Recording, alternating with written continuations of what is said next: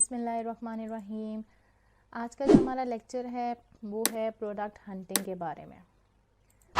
जब आप लोगों का अकाउंट क्रिएट हो जाता है अमेज़ॉन पर, वेरीफाई हो जाता है, तो उसके बाद नेक्स्ट स्टेप हमारा होता है प्रोडक्ट हंट करना।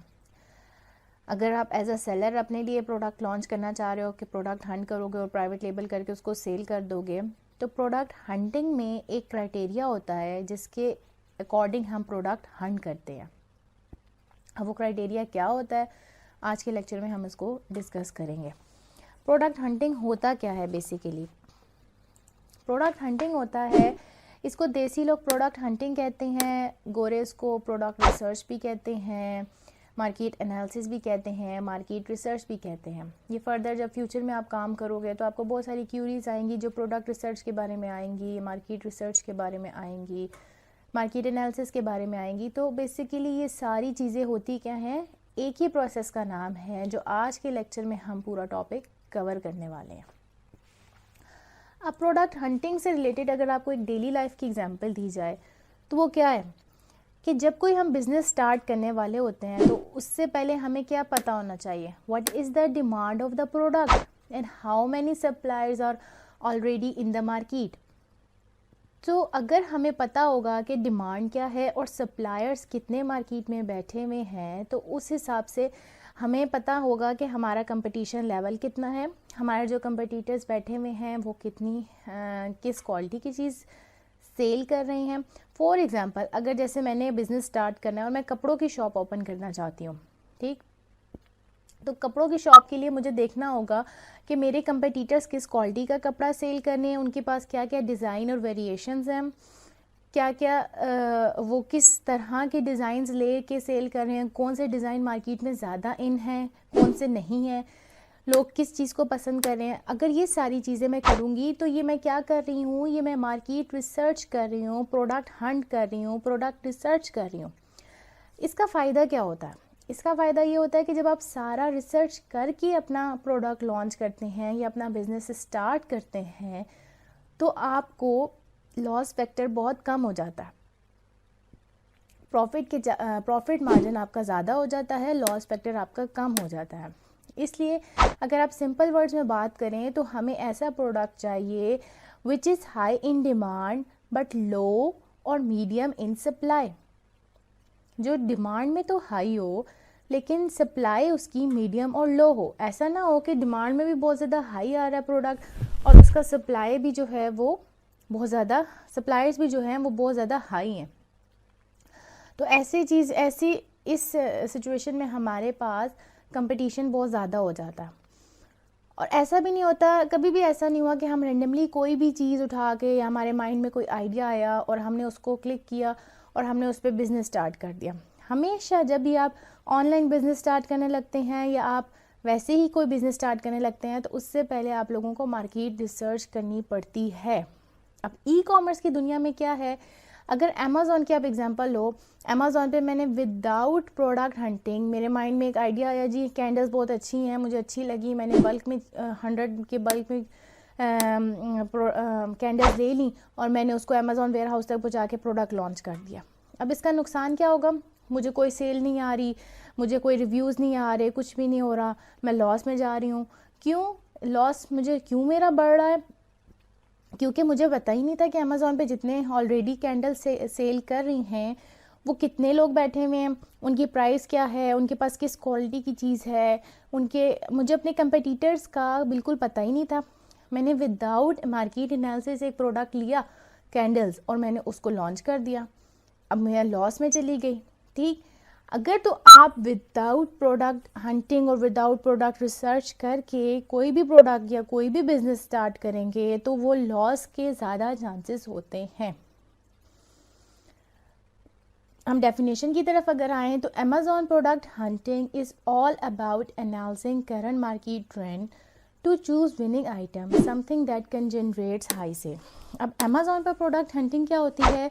अमेज़ॉन प्रोडक्ट हंटिंग ऐसी होती है जो मार्केट ट्रेंड्स में हम एनालाइज करते हैं कि कौन सी चीज़ की डिमांड ज़्यादा है और कौन सी की कम है, किसके सप्लायर्स कितने बैठे हैं, ये होता है मार्केट एनालिसिस। जब मार्केट एनालिसिस करके हम विनिंग आइटम चूज़ करते हैं, what is winning item? Winning item something that can generate high sales, जो हाई सेल्स जनरेट करता है. High sales mean high profit. अब the idea is to search for product that you can get for cheap and yet sell for competitive prices with a good profit margin in return. It's means कि आपने जो winning item ढूंढा है उसके लिए ऐसा manufacturer ढूंढना है जो आपको चीप रेट्स पे वो चीज़ अच्छी क्वालिटी में बना के दे.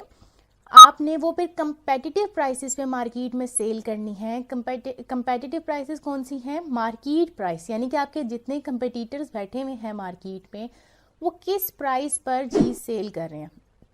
आपने उनसे थोड़ी कम प्राइस रख के, ऑब्वियसली जब आप नए सेलर्स आते हो तो थोड़ी कम प्राइस रख के चीज़ सेल करते हो, लेकिन जितनी प्राइस आप रखोगे वो मार्केट प्राइस से आपका प्रॉफिट मार्जिन उसमें होना चाहिए.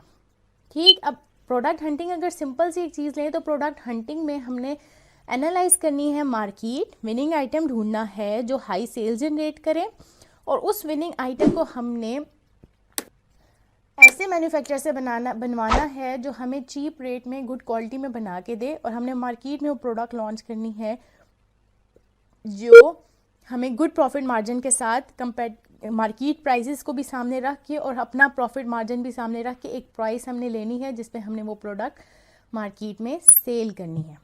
ठीक है, ये होती हैं प्रोडक्ट हंटिंग और विनिंग आइटम. अब अगर हम नेक्स्ट जाएं कि ई कॉमर्स में यानी कि अमेज़ॉन पे हम प्रोडक्ट हंटिंग करते कैसे, हमें कैसे पता चलता है कि जो हमारे कंपटीटर्स बैठे हुए हैं या जो कैंडल सेल कर रही हैं उनकी कितनी सेल हो रही है, उनके कितने रिव्यूज़ हैं, उनके कितना रेवेन्यू जनरेट हो रहा है, एक्सेट्रा. बहुत सारी चीज़ें हैं जो हमें कौन बताता है, वो हमें टूल्स प्रोवाइड करते हैं. ये सारा डाटा हमें टूल्स प्रोवाइड करता है. Tools required for product hunting. There are many tools in the market that we use to get the estimated data of a niche to analyze its worth. Following are the main tools required for product hunting. अच्छा, ये tools कौन से हैं? Jungle Scout, Helium 10, Merchant Words, Viral Launch, eGrow, Keepa. EGrow जो है वो भी फ़िलहाल दुबई के लिए यूज़ होता है, दुबई में बाकी टूल्स नहीं आए, लेकिन जंगल Scout, Helium 10, Merchant Words, Viral launch जो है वो इंटरनेशनल मार्केट में सब जगह यूज़ होता है. यानी कि हर इंटरनेशनल मार्केट में जो भी प्रोडक्ट आप सर्च करोगे उसका डेटा वो शो करेगा. हम लोग ज़्यादा जंगल स्काउट और हीलियम 10 पे रिलाई करते हैं क्योंकि इनके जो स्टैट्स होते हैं या जो ये डेटा शो करते हैं वो 70 to 80% एक्यूरेट होता है. 100% इन टूल्स का डाटा एक्यूरेट नहीं होता, इसलिए हम 2 से 3 टूल्स पे प्रोडक्ट को सर्च करते हैं ताकि हमें पता चले कि जो भी प्रोडक्ट हम सर्च कर रहे हैं उसके स्टैट्स आपस में मिल रहे हैं. मतलब हम एक एवरेज निकालते हैं इन टूल्स को देख के, हमें एक आइडिया हो जाता है कि एक टूल भी इतना डाटा दिखा रहा है, दूसरा भी इतना दिखा रहा है, तो एवरेज यानी कि इस प्रोडक्ट जो भी प्रोडक्ट हम सर्च कर रहे हैं उसका डाटा इसी से मिलता जुलता होगा. इसलिए हम 2 से 3 टूल्स पे डाटा लाजमी चेक करते हैं, कभी भी एक टूल पे रिलाई नहीं करते हैं. अब इन टूल्स को देखने के लिए हम जाते हैं, अमेज़ॉन को ओपन करते हैं.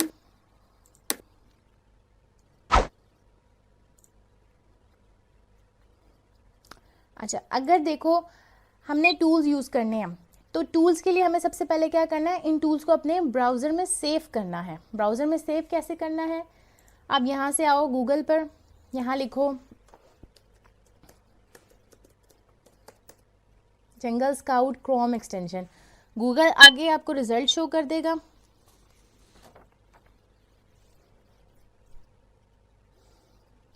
ठीक है, आपने इससे क्रोम एक्सटेंशन लेना है और अपने ब्राउज़र में सेव कर लेना है. यहाँ पे आपके पास लिखा हुआ आएगा ऐड टू क्रोम. मेरे पास रिमूव फ्रॉम क्रोम आ रहा है क्योंकि ऑलरेडी मैंने ये ऐड किया हुआ है. इसी तरह आपने हीलियम 10 लिखना है, हीलियम 10 क्रोम एक्सटेंशन.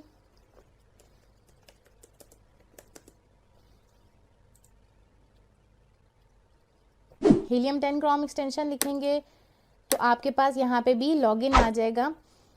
आपने उस रिमूव, मेरे पास रिमूव लिखा हुआ आ रहा है, आपके पास ऐड टू क्रोम आ जाएगा. आपने लिखना है आपने उसको सेव कर लेना है अपने एक्सटेंशंस को ब्राउज़र में। अब यहाँ पे ये देखो मेरे पास ये सेव हुई हुई है।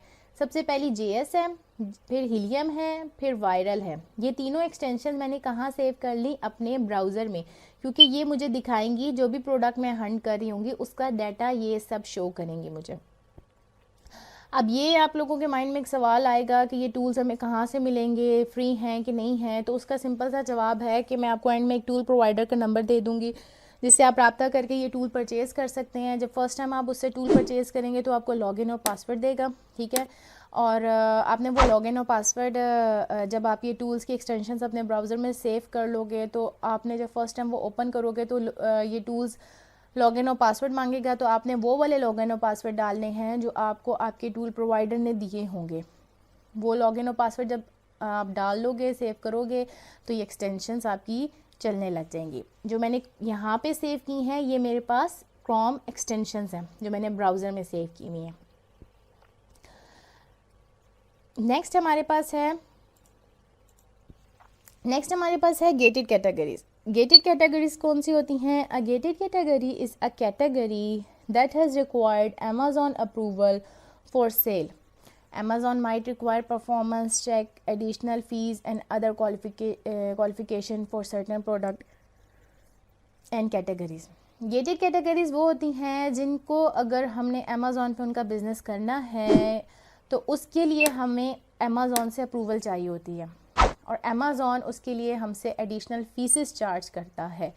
तो हम अपने क्लाइंट्स को और एज अ वर्चुअल असिस्टेंट अपने स्टूडेंट्स को मैं रिकमेंड करती हूँ कि वो गेटेड कैटेगरीज़ की तरफ नहीं जाएं। लेकिन अगर कोई फोर्सफुली क्लाइंट ऐसा आता है और आपको कहे कि नहीं मैं गेटेड कैटेगरी में ही बिज़नेस करना चाहता हूँ, उसने अप्रूवल ली हुई है, तो कोई इशू नहीं है, आप आराम से बिज़नेस कर भी सकते हो अगर उसके पास अप्रूवल है। अब गेटेड कैटेगरीज़ कौन सी होती हैं?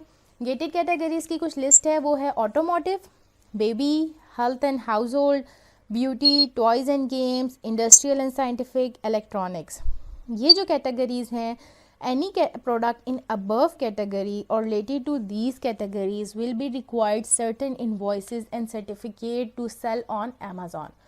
So to avoid hassle, start with open categories.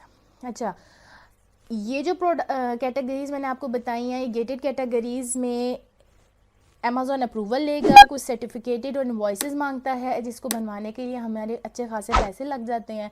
इतने आसान भी नहीं होते वो जो सर्टिफिकेट्स बनवाना, तो उस पर काफ़ी हैज़ल हो जाता है और काफ़ी ख़र्चा भी हो जाता है। तो इसलिए इन सारी चीज़ों से और इस हैज़ल से बचने के लिए हम लोग ओपन कैटेगरी की तरफ जाते हैं, गेटेड कैटेगरी की तरफ नहीं जाते। ओपन कैटेगरी कौन कौन सी हो जाती हैं? Home and kitchen, office product, pet supplies. इसके अलावा और भी हैं कुछ ओपन कैटेगरीज जो आप आराम से आगे लेक्चर में देख लोगे, कोई इशू नहीं।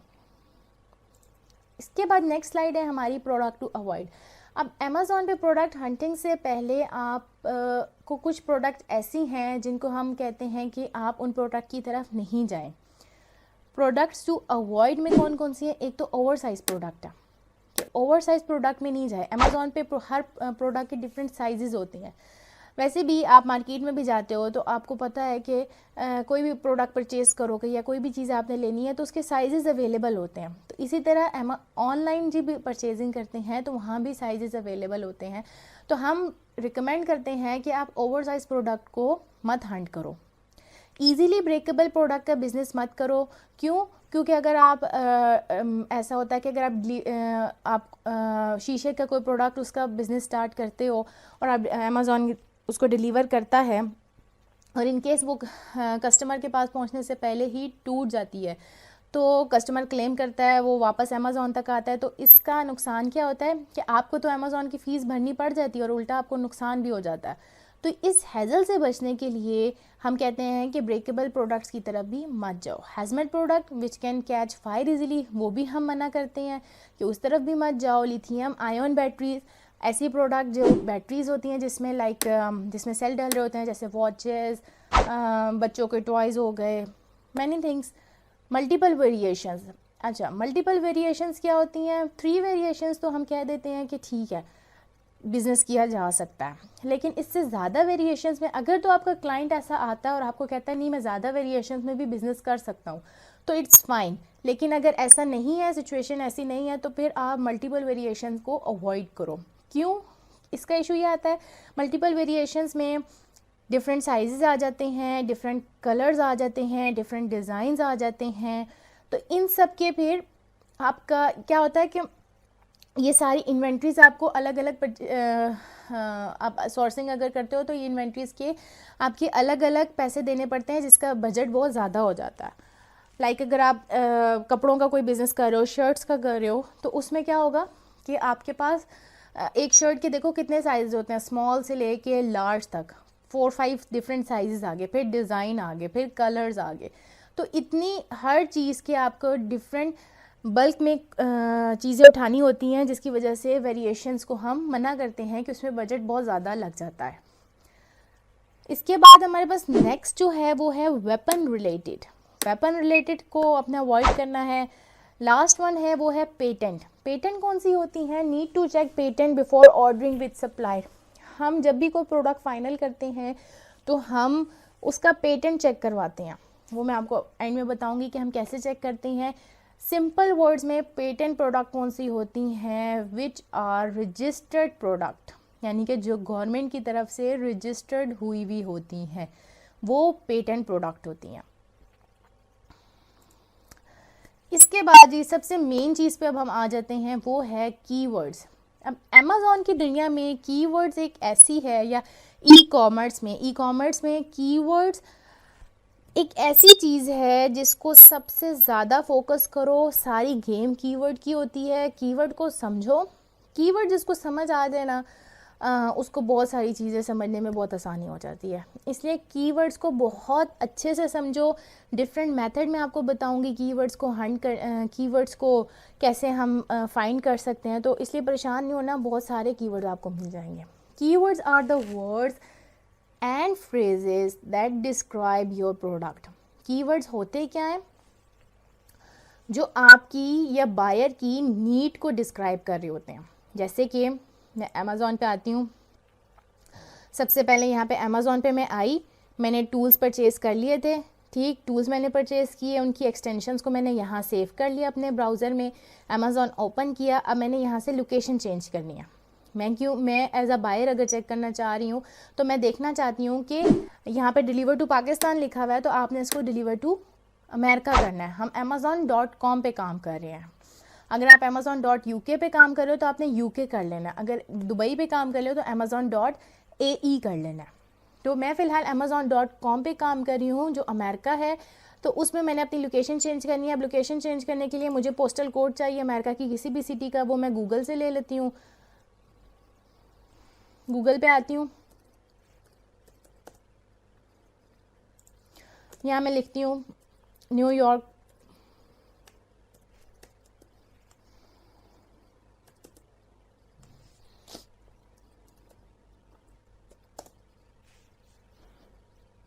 मुझे उसने इतने सारे न्यूयॉर्क में डिफरेंट सिटीज़ के जिप कोड दिखा दिए।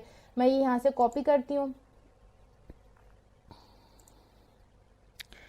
अमेज़ॉन पे आती हूँ,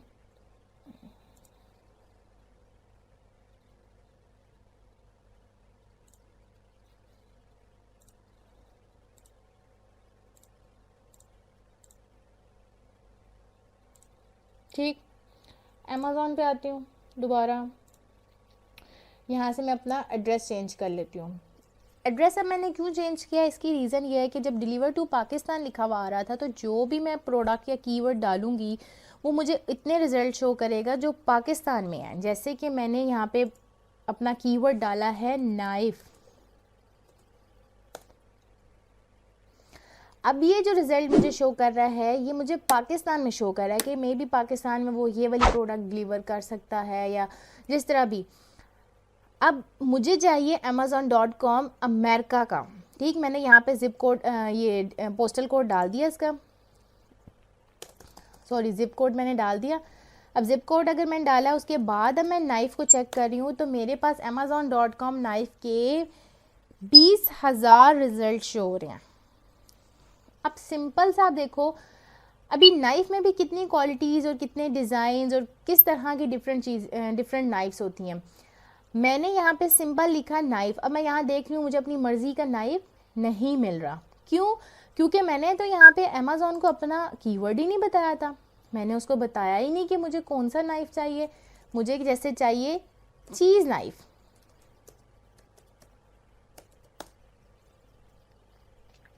तो उसने मुझे 20,000 से रिज़ल्ट किस पे आ गए? 2,000 पे रिज़ल्ट आ गए। इसका मतलब है कि मुझे इन 2,000 में ही जो उसने नाइफ़्स दिखाएं, ये सारे कौन से नाइफ़्स हैं? जो चीज़ नाइफ़ के लिए, जो चीज़ को कट करने के लिए या चीज़ को स्प्रेड करने के लिए नाइफ़ यूज़ होते हैं। अगर इसकी मैं आपको सिंपल सी एक एग्जांपल दूं, तो सिंपल एग्जांपल ये है कि आप किसी दुकान पे जाते हो और वहाँ जाके कहते हो कि आपको स्पून चाहिए या आपको बेडशीट चाहिए। अगर आपने उसको, वो आपको हर तरह के स्पून दिखा देगा। या अगर आप उसे कहते हो कि आपको बेडशीट चाहिए, तो वो आपको हर तरह की बेडशीट दिखा देगा। जब तक आप स्पून वाले को ये नहीं कहोगे कि आपको प्लास्टिक के स्पून्स चाहिए, तब तक वो आपको आपकी मर्ज़ी के स्पून्स नहीं दिखाएगा। तो अब प्लास्टिक स्पून्स कौन से थे? आपका मेन कीवर्ड था। बेडशीट अगर लेने जाते हो तो बेडशीट में क्या होगा? आप उसे कहोगे कि मुझे बेडशीट चाहिए, और बेडशीट में वो आपको हर तरह की बेडशीट दिखा देगा। अब बेडशीट में जब तक आप उसे ये नहीं कहोगे कि किड्स बेडशीट चाहिए, तब तक आपको किड्स बेडशीट नहीं दिखाएगा। तो किड्स बेडशीट क्या है? आपका मेन कीवर्ड है। इसी तरह अगर आप सेल करना चाहते हो जीन्स फॉर वुमेन, तो ये आपका कीवर्ड है। But customer could also look for denim jeans, black jeans and skinny jeans etcetera. अब जब कस्टमर यहाँ पे अमेज़ॉन पे बाय करने आएगा, एज अ बायर अगर मैं देखूँ, तो मैं यहाँ पे डिफरेंट लिख सकती हूँ। मैं लिख सकती हूँ यहाँ पे जीन्स लिखूँगी, उसने मुझे 10,000 रिजल्ट शो कर दिए। मैं जीन्स फॉर वुमेन लिखूँगी, तो उसने मुझे फिर भी 10,000 ही आ रहे हैं। अच्छा चलो, मैं इस पर जीन्स फॉर वुमेन या ब्लैक जीन्स फॉर वुमेन हम लिख लेते हैं।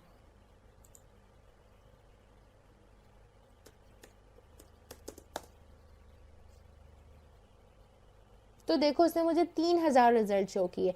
अब ये मेरा कीवर्ड है या फ्रेजेस हैं जो मैं उसको एज अ बायर कह रही हूँ कि मुझे ये चीज़ चाहिए, तो अमेज़ॉन पे मुझे उसी से रिलेटेड वो चीज़ दिखा रहा है। कीवर्ड्स और फ्रेजेस जो होते हैं वो डिस्क्राइब करते हैं बायर की नीड को। यानी मुझे ये चीज़ चाहिए थी ब्लैक जीन्स फॉर वुमेन, तो उसने मुझे ब्लैक जीन्स फॉर वुमेन, मेरा क्या था? मेरी नीड थी, मुझे ब्लैक जीन्स चाहिए थी, उसने मुझे ब्लैक जीन्स दिखा दी। ये फ्रेज़ है। कीवर्ड को फ्रेज़ भी कहा जाता है, और जो बायर की नीड को डिस्क्राइब करते हैं, सिंपल। अच्छा, अब कीवर्ड्स में भी थोड़े डिफरेंट तरह के कीवर्ड्स होते हैं। एक तो शॉर्ट टेल और एक लॉन्ग टेल कीवर्ड होता है। फॉर एग्जांपल ग्लास एक कीवर्ड है, लेकिन अगर यहाँ पे मैं लिखती हूँ जिसके मुझे उसने 40,000 रिजल्ट दिखा दिया,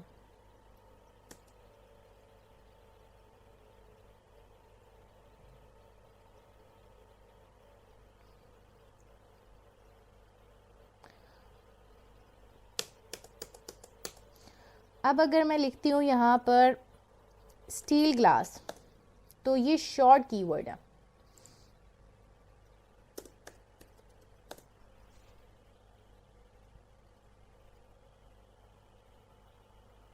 जिसके उसने मुझे 2,000 रिजल्ट दिखा दिया। स्टील ग्लास फॉर जूस अगर मैं लिखती हूँ, तो ये क्या हो जाएगा? मेरा लॉन्ग टेल कीवर्ड, यानी कि इतनी लंबा कीवर्ड होगा। अब इसका सर्च रिजल्ट